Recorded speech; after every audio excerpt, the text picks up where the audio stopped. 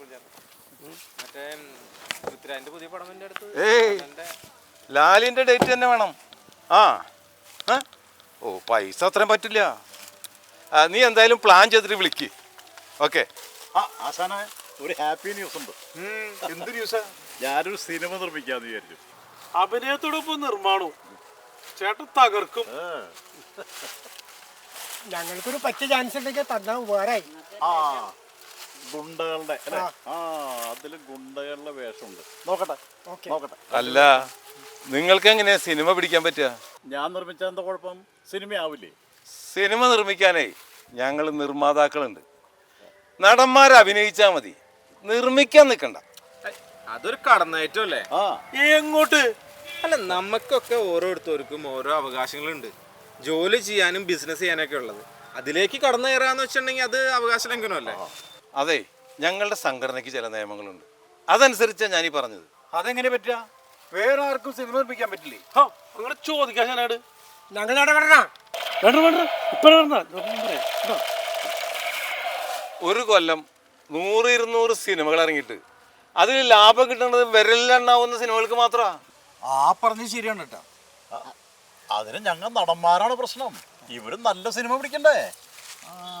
അത് ശരിയാണ്. നിങ്ങളുടെ വലിയ പ്രതിഫലമാണ് പ്രശ്നം. അത് കുറച്ച ആശ്വാസവും.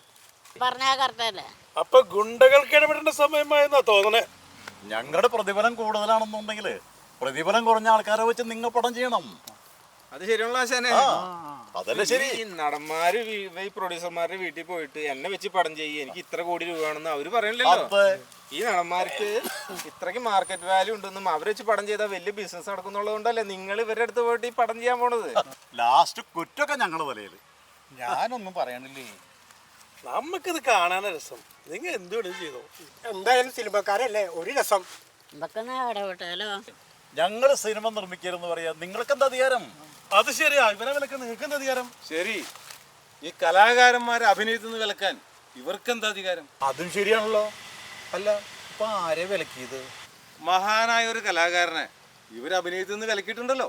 അതൊക്കെ സംഘടനയുടെ ഒരു അച്ചടക്കമാണ്. അത് ലംഘിച്ച പിന്നെ അതും ഒരു കടന്നേറ്റം അല്ലേ ദാസ? അതെ അതെ.